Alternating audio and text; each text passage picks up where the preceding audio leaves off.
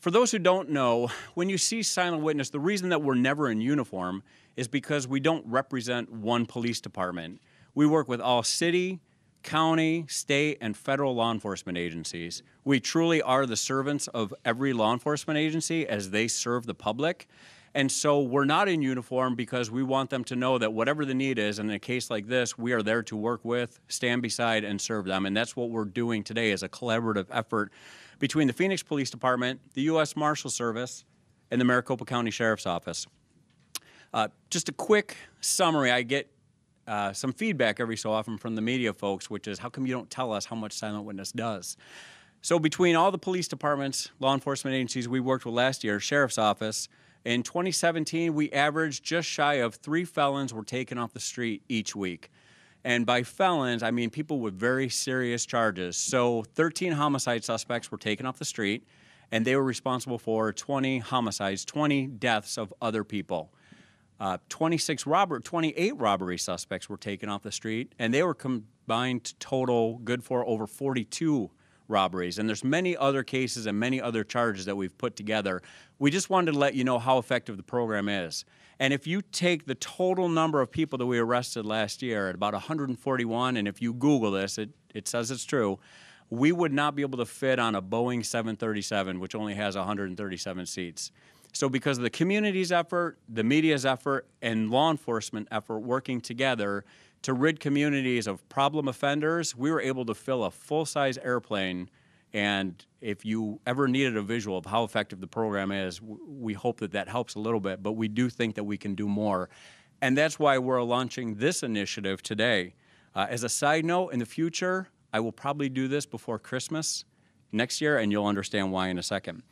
The reason silent witness works is people want to make their community safer without being identified. They don't want retaliation. They don't want to face reprisal. Many of the people who call silent witness know who the suspect is. And I don't mean like they live next door. They live with, they go to school with, they work with that suspect. And we rely on that, which is why we protect their anonymity completely. When you circle back to me and say, was this case solved? Typically, I can't answer. I'll refer you to a PIO because we don't want to give any indication of silent witness solved a case because we want to protect the tipsters. To make that point why people really believe their communities need to be safer, only about half of the rewards get picked up. And here's a brief overview of how that works. When you contact silent witness by email, by phone, or by our app, you're completely shielded. We don't know who you are. Because we don't know who you are, we couldn't pay you, so we give you a tip number. We need you to hide that tip number and keep that tip number, so then you're encouraged to call back in about 30 days to see if your information led to an arrest, and that tip number is how you identify who you are. If the information did lead to an arrest, then you select a bank, you walk in, you give the tip number, and you walk out with cash. It is that simple. No ID, no signature. We don't want to know who you are. Don't tell us who you are. However, if only half the rewards are paid, that means that people are probably doing a lot of this to make their community safer. When the arrest is made, the information goes to a board of silent witness directors. It's about a 30-person board, people from the community, and they vote collaboratively based on a point system how much of a reward you're entitled to. So typically when people are asking for a reward, they're waiting at least 30 days to get the reward. We're launching today a program called Catch-22. We've all heard the term Catch-22. We are going to feature 22 felons in the next 30 days or so, probably not on weekends, and we're working together as law enforcement agencies to find and to arrest these individuals. And the moment the handcuffs go on those individuals and the detective verifies that with us, then you're eligible for $500 cash, no questions asked. It'll probably be within a day or two that you're eligible for that reward. We want to put this money in the hands of the people who are providing that information very, very quickly. And we want to show the power of teamwork with state, with county, and local law enforcement all working together to rid our communities of people who are causing harm to those communities. Now, you may see in the next 30 days, we may not be sending 22 cases in rapid succession. We may exceed this. And the people who we don't feature, who call in with information, will still be eligible for up to $1,000 cash reward. The process may take a little bit longer. So my message to the community is, if you have any information about a felon or somebody who's involved in felony activity, we need you to call Silent Witness, even if we're not featuring that person.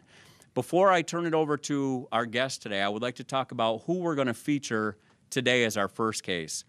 Recently, we had a Phoenix motor officer who was on patrol, who was run over by a vehicle, and that vehicle fled the scene. It is very hard to imagine that you have hit a motorcyclist and not known that you did that. And the fact that you had chosen to flee the scene, it shows that you have a disregard for human life and safety. We have a suspect named in this case. We do have probable cause to identify or to arrest that suspect. And the first case that we send when we leave today is going to be us asking for the public's help through the media, through the Catch-22 program, to find and locate this individual, and I'm going to have that individual on the screen in a moment. I'd like to introduce Phoenix Police Assistant Chief John Collins to say a few words. Thank you for being here today. I just want to let you know that the Phoenix Police Department appreciates and values the relationship we have with the community, and as we roll forward with Silent Witness and the Catch-22 program, you know, it's very important that we have the community interact and assist us with this, because we can't do it without you. And also, reference the Maricopa County Sheriff's Office, the United States Marshal Service. We can't do it without them. So everybody working together, the community and local law enforcement, this will be a good program, and we look forward to keeping the neighborhood safe, and we're committed to safe communities out there. So thank you for coming. At this point, I'd like to introduce Deputy Chief Fred Aldorasi from the Maricopa County Sheriff's Office. Good morning. As everybody knows, Sheriff Penzone has a long history with Silent Witness, and we are very proud to partner with Silent Witness and our local and federal partners in pursuing a safer community for all of our citizens. We're very pleased to have been invited to be part of this, and as Chief Collins said, we need the community's assistance to be successful. So I would encourage everybody to keep your eyes and ears open and assist us to make our community safer. Thank you. If you call Silent Witness 24 hours a day, 7 days a week, 365 days a year, you can call Christmas morning at 2 a.m. in English or Spanish, and you will get a live operator. That operator will determine the information, they will triage that information, and they will get it to us. We work very closely with the law enforcement agencies you see up here. We also work extremely closely with the Marshal's Service, who has the ability to help us on a nationwide basis. And here to speak about that collaborative effort is United States Marshal for Arizona, David Gonzales. Thank you very much, and good morning, everybody. As mentioned, one of the primary jobs of the United States Marshal Service is to hunt down fugitives worldwide. You know, we are proud to partner with the Phoenix PD, the Sheriff's Department, and of course, Silent Witness, because they're very, very valuable, especially for Silent Witness, in getting individuals to call in. Now, here's the importance of all of us working together in the community and the media as partners of hunting down these fugitives. First of all, it was estimated that there were around 40,000 fugitives in Maricopa County. And that's hard to pinpoint because you have county warrants from all different counties, you have federal warrants, and you also have people from other countries and other states that also come to the Maricopa County area to hide out. And that is one of the biggest issues. For a fugitive to survive, they need to commit more crimes. And the more crimes they commit, the more it hurts our communities and our neighborhoods. And it's important we get them off the street as soon as possible, because when we interview fugitives, we ask them, how did you survive? How did you make money while you were on the lam? And they'll tell you, I committed 3 burglaries a day. I was slinging dope. I was doing armed robberies. I was breaking into cars at shopping centers, at the gyms, at these workout places. Any place they could find something to steal, they would. So they commit so many crimes on the lam. Also, what's also important is when you have a crime and you have somebody that's a fugitive, there's a victim. And we sometimes forget about the victims of crimes. And if you are a victim of a crime and you know that individual is out there, is free, that really deteriorates our laws and the the ability to work in those communities and undermines our court system. So it's very important that we get those individuals off the street.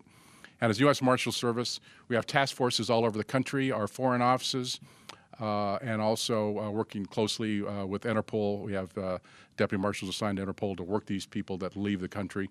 And my office here in Arizona worked very closely with the Mexican government, Central America, South America, and Europe for fugitives that leave, for example, Phoenix, and go to and leave the country. It doesn't mean that sometimes they think that they are scot-free because they leave the United States or Maricopa County, and that is not true. We hunt them down just as hard as if we knew that they were here in Maricopa County. And this new program, which streamlines the process a little bit, I think will be very, very successful, and we'll all working together here will continue to support that and feed those individuals that need to be taken off the street and to face the crimes that they've been charged with.